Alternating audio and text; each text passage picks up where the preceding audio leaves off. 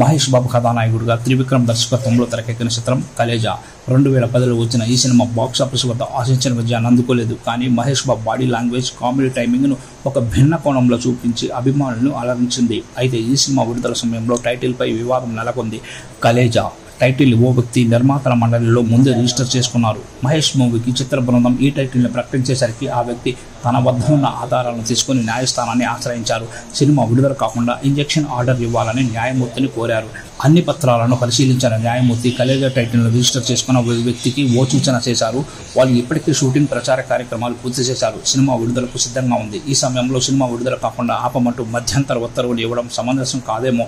నష్టపరిహారం కోరడం ద్వారా మీకు న్యాయం చేయవచ్చు. మీరు ఎంత కోరుకుంటున్నారో చెప్పండి అని అడిగారు. తుది తీర్పును భోజన విరామం తర్వాత ప్రకటిస్తానని న్యాయమూర్తి చెప్పారు. దీంతో ఆ వ్యక్తి 10 లక్షల పరిహారం కింద కోరారు.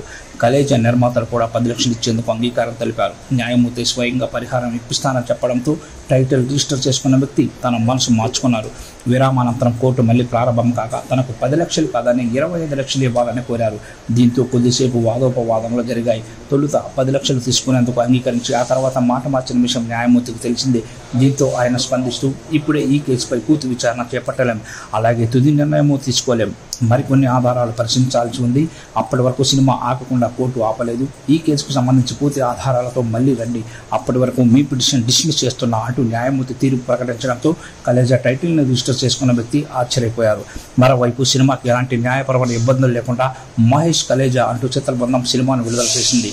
అప్పట్లో పలు సినిమాల టైటిల్స్ విషయంలో ఇండస్ట్రీలో పెద్ద ఎత్తున చర్చ జరిగింది. ఈ కేసును వాదించిన న్యాయవాది కూడా పలు ఇంటర్వ్యూల్లో ఈ విషయాన్ని పంచుకున్నారు. ఇలాంటి సమయంలో చాలామంది దర్శక నిర్మాతలు తెలివిగా తాము అనుకున్న టైటిల్ ముందు హీరో పేరు పెట్టి సినిమాలను విడుదల చేస్తున్నారు. ప్రస్తుతం రాజమౌళి దర్శకత్వంలో మహేష్ బాబు నటిస్తున్న సంగతి తెలిసిందే. ప్రియాంక చోప్రా, పృథ్వీరాజ్ సుకుమారన్ కీలక పాత్రలు పోషిస్తున్నారు. అన్నట్లు మే 30న కలేజా మరోసారి థియేటర్లో ప్రేక్షకుల్ని అలరించడానికి సిద్ధమైంది.